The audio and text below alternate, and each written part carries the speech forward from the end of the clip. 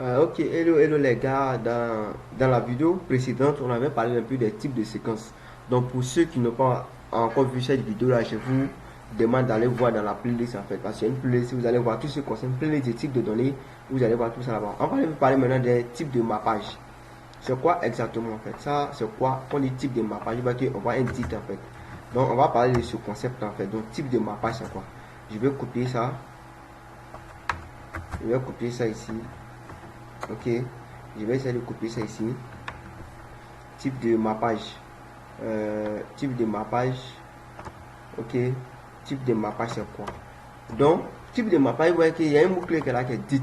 C'est son dictionnaire après. Donc, les dit, c'est un dictionnaire.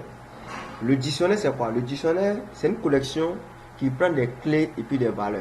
C'est-à-dire que toujours on avait une liste, mais la liste ne prend pas les clés et puis valeurs. C'est comme il prend des objets. On dit par exemple, tu as une table ici. Par exemple, tu as une table. La table aura, il y a la table qui est là. La table, c'est un objet, par exemple. Et sur cette table-là, on a des valeurs. Par exemple, on a des bouteilles, on a des verres, tout sur. Donc, cette table, c'est un objet. Tout ce qu'autour de nous, c'est un objet. On va le représenter par exemple, il prend un produit. Un produit, j'ai le produit qui est là. Le produit, il a c'est une clé et il a des valeurs. Par exemple, il peut connaître le produit, il y a le prix du produit, le nom du produit. Ben, je prends une personne par exemple. Une personne, il a son nom, son prénom, son âge, etc., etc. Donc, on va parler un peu de dictionnaire. Donc, par exemple, on va prendre une personne. Ok, une personne. On va dire personne. Ok, personne. Personne ici, là, sera comme un dictionnaire en fait. Donc, personne sera comme un dictionnaire. Ok, personne ici, quand il y a un dictionnaire, c'est une valeur qui prend des clés et puis des valeurs. Ok, une personne, il est caractérisé par quoi? Par son nom. Donc, on va dire nom ici, nom ici. Ok, nom. Le nom qui est ici là, on va lui donner un nom. On va dire Toto. Mais c'est que c'est la force des listes en fait. Donc, la liste, où est la valeur? La valeur, c'est un nom. Et tu vois, et la clé, c'est un nom. Et puis la valeur, c'est Toto. Donc, nom, il a pour valeur Toto. Vous se comprenez? Là, c'est une liste qui est là. C'est très important dans la programmation de comprendre ce concept-là.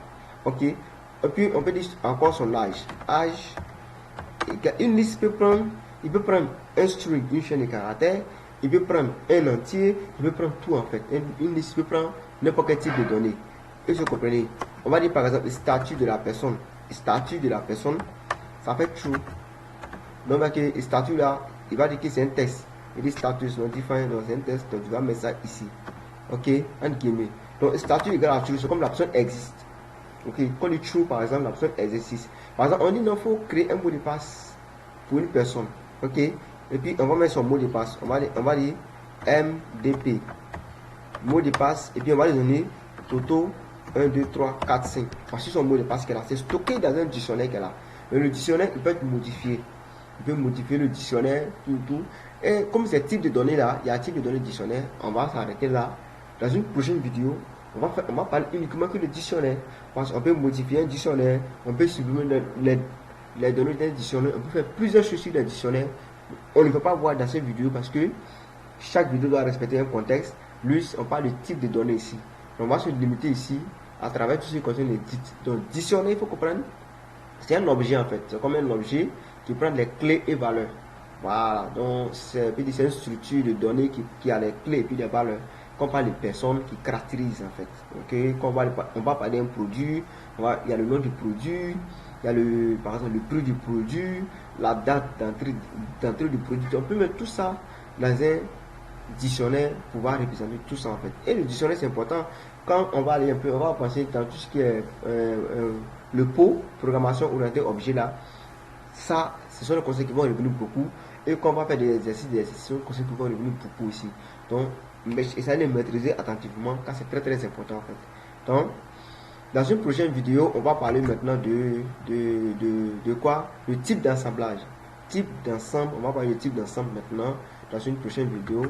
Aimez partager la vidéo massivement. N'oubliez pas de partager la vidéo car plusieurs personnes en ont besoin que vous ici. Donc, goodbye.